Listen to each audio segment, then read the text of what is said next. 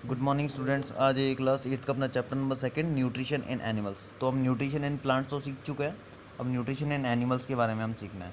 और nutrition word का मैंने भी आपको मतलब बता दिया था, ठीक है। अब हम न्यूट्रिशन इन एनिमल्स के बारे में देखते हैं। हम इस चैप्टर में कम्प्लीटली क्या सीखने वाले हैं, डाइजेशन के बारे में सीखने वाले हैं। डाइजेस्टिव सिस्टम क्या है और डाइजेशन क्या होता है उसके बारे में, ठीक है। अब देखिए, डाइजेशन का एक सिंपल मीनिंग मैं आपको बता देता हूँ। फूड के बड़े बड़े पार्टिकल्स का छोटे छोटे पार्टिकल्स में टूटना ही क्या कहलाता है, डाइजेशन कहलाता है, ठीक है। अब डाइजेशन के कुछ स्टेप्स होते हैं कि कैसे डाइजेशन होता है, कहाँ पे स्टार्ट होता है और कहाँ पे एंड होता है, तो हम उसके बारे में जानेंगे, ठीक है। अब जिस प्रकार देखिए, प्लांट्स को मिनरल्स की रिक्वायरमेंट है, ठीक है, उसको भी कुछ ना कुछ चाहिए ग्रो करने के लिए। तो एनिमल्स को भी ग्रो करने के लिए कुछ ना कुछ चाहिए होता है। तो अब देखें, अब एक topic, different ways of taking food, यानी अलग अलग क्या तरीके हो सकते हैं फूड को खाने के। देखते हैं, the mode of taking food into the body varies in different organism. Bees and humming birds suck the nectar of plants, infants of human and many other animals feed on mother's milk. Snakes like the python swallow the animals they prey upon। तो हर किसी animal का खाने का तरीका अलग है। जैसे कि बीज और कुछ बर्ड्स हैं वो फ्लावर के नेक्टर को लेते हैं। स्नेक्स जो हैं या फिर पाइथन जैसे स्नेक हैं वो अपने शिकार को स्वेलो कर लेते हैं। बच्चे माँ का दूध पीते हैं। तो इस तरह से कुछ ना कुछ चीज़ें हैं। तो टेबल नंबर 2.1 है, various modes of feeding. Snail क्या खाता है, आप इसको भर के देखें। एंड क्या खाती है। तो इस तरह की चीज़ें आप इसमें अपने आप कर सकते हैं। स्क्रैपिंग, चूइंग, स्पॉनिंग, कैप्चरिंग, ये सब कुछ चीज़ें हैं। तो आप इसको अपने आप कर सकते हैं।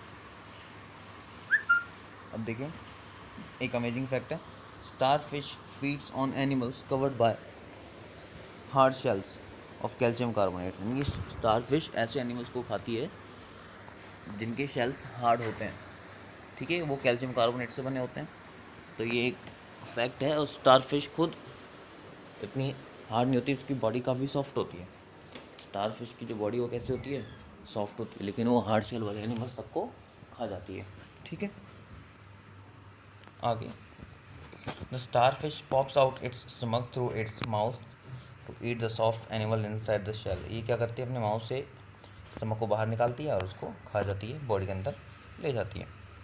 तो स्टार फिश के बारे में था। अब डाइजेशन इन ह्यूमंस, ठीक है, ह्यूमंस में डाइजेशन कैसे कैसे होता है। देखिए, the food passes through a continuous canal which begins at the buccal cavity and ends at the anus, ठीक है। एक एलिमेंट्री कैनाल होती है, अगर आप पूछे एलिमेंट्री कैनाल है, यानी कि ऐसी कैनाल जो माउथ से स्टार्ट होकर एनस पे आके एंड हो जाती है। जहाँ से फूड पास होता है उसको हम एलिमेंट्री कैनाल बोलते हैं। उसके अंदर क्या क्या आता है, बक्कल कैविटी यानी मुंह वाला गैप, फूड पाइप और oesophagus, stomach, small intestine, large intestine, rectum और इनस, ठीक है। तो ये इसके पार्ट होते हैं। अब देखिए, मैं आपको डायग्राम के थ्रू ही बता दूंगा, पूरा में ऐसे रीड करने की ज़रूरत नहीं पड़ेगी। कुछ सलाइवरी ग्लैंड्स होती हैं, लीवर मैं आपको बता देता हूँ। देखिए, ये जो बक्कल कैविटी आपको दिख रही है, यानी कि आप इसके अंदर सबसे पहले आप खाने को रखते हैं और उसको चबाना स्टार्ट करते हैं दांतों की हेल्प से।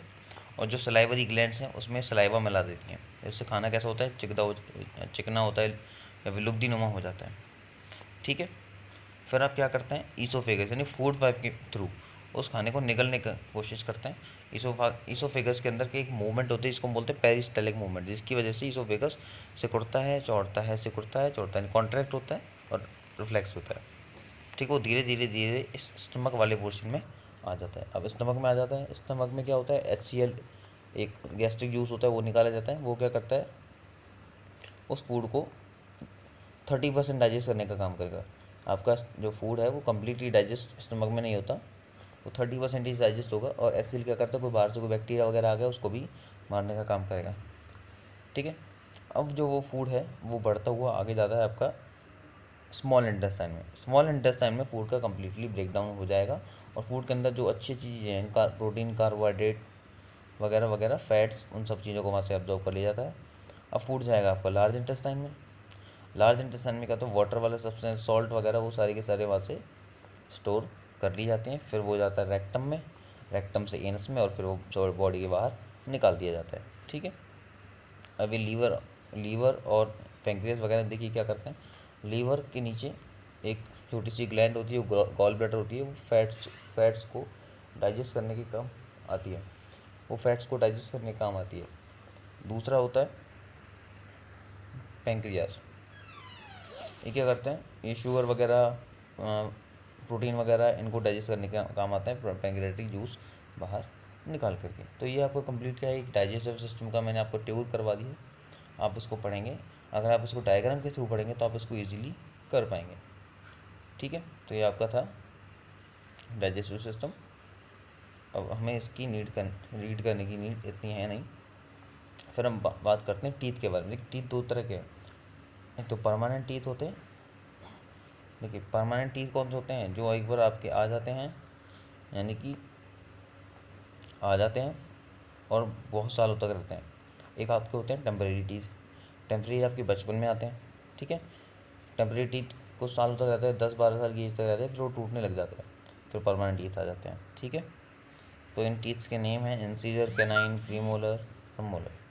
ठीक है, इंसीजर क्या होते हैं, देखिए इंसीजर ये बाइटिंग टीथ हैं, कैनाइन चीरने फाड़ने वाले, प्रीमोलर और मोलर दोनों ग्राइंडिंग और क्रशिंग का काम करते हैं। ठीक है, अब एक वर्ड है हमें यहाँ पे पढ़ने को मिला है, इंजेशन। इंजेशन शब्द का मतलब क्या है, इंजेशन का मतलब होता है फूड की इनटेक, यानी कि हमने खाने को तोड़ा और मुंह में रखा, उसको हम क्या बोलते हैं, इंजेशन बोलते हैं।